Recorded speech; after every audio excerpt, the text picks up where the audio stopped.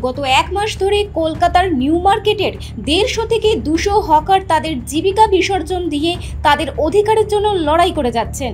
মুখ্যমন্ত্রী মমতা বন্দ্যোপাধ্যায় আশ্বাস দিয়েছিলেন যে কোনো হকারকে উপড়ে ফেলা হবে না। গত এক মাস থেকে হকারদের অস্বস্তিতে আজ হকার সিকিউরিটি ইউনিয়নের ব্যানারে সড়কে বসেছেন 2 শতাধিক হকার। তিনি বলেন, আমাদের নিজস্ব জায়গা দরকার। दीदी किसी को उचित करने के लिए नहीं बोली है, हम लोग ऑलरेडी उचित होके है। फिलहाल 25 दिन से हम लोग का यही मांग है कि हम लोग को डाला लगाने दिया जाए।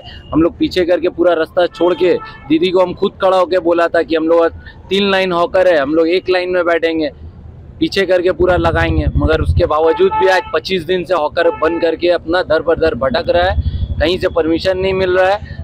आज हम लोग तंग आके 27 तारीख को दीदी का मीटिंग है, अभी तक का हम लोग को परमिशन नहीं दिया गया, तो हम लोग धरना दिया। 150 से 200 हॉकर है जिसको जगह नहीं मिला, सब परेशान है, फाइनेंशियली बहुत वीक है। वो लोग अपना घर नहीं चला पा रहा, बच्चा का स्कूल का फीस नहीं दे पा रहा, खाने में मोहताज है।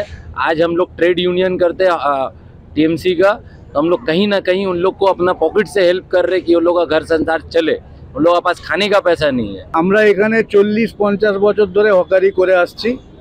এই হকারির উপরে আমাদের সংসার নির্ভর করে।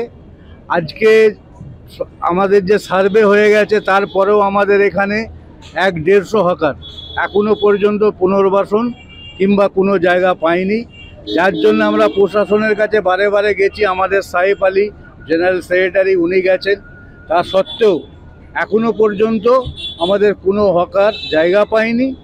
আমরা চাইছি দিদির কানে এই কথাটা যাক। উনি যেহেতু বলেছেন 1 মাসের মধ্যে সার্ভে করে আমাদের বিকল্প জায়গা দেওয়ার, কিন্তু এই যে গরিব হকাররা এখনো জায়গা পাচ্ছে না, উনি একটু নজর দিন। মেয়রের কাছে আমরা বারে বারে জানাচ্ছি, কিন্তু কোনো কাজের কাজ হচ্ছে না। আমরা তো কারো কাছে চেয়ে চিন্তা কিছু নিচ্ছি না, আমরা কষ্ট করছি, হকারি করছি, তারপরে গিয়ে আমাদের বাচ্চা হোক, পরিবার সবাই যে যার পরিবার চালাচ্ছে। যেমনি আমার একটা বাচ্চা যে ছোট 6 বছরের, যার হার্ট অপারেশন হয়েছে, আমি এই মার্কেটে হকারি করে আমি দিন কাটাচ্ছি। আমার বাচ্চার বাবা নেই, তো এই ভাইয়ারা সবাই আমার মেয়েকে হেল্প করেছে, যার জন্য আজকে হার্ট অপারেশনটা কমপ্লিট করতে পেরেছি।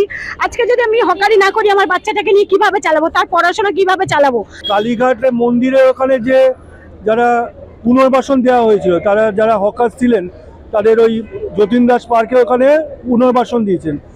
শ্রীমতী ব্যানার্জি, মমতা ব্যানার্জি দিদি, তিনি ভীষণ মানবদরদী মানুষ। তিনি একবারও বলেননি, দিদি যথার্থ বলেছেন যে এদেরকে উচ্ছেদ করো। ল অ্যান্ড অর্ডারটাকে মেনটেন করে, দেশের ল অ্যান্ড অর্ডার মানুষের জন্যই তো এনারা, মানুষের জন্যই তো তারা ঘর সংসার থেকে বেরিয়ে এসে তারা প্রত্যেকের সংসার আছে। তো সেইটা দিদি, আমি অ্যাবসলিউটলি কনফার্ম কি দিদি ডেফিনেটলি ভাবছে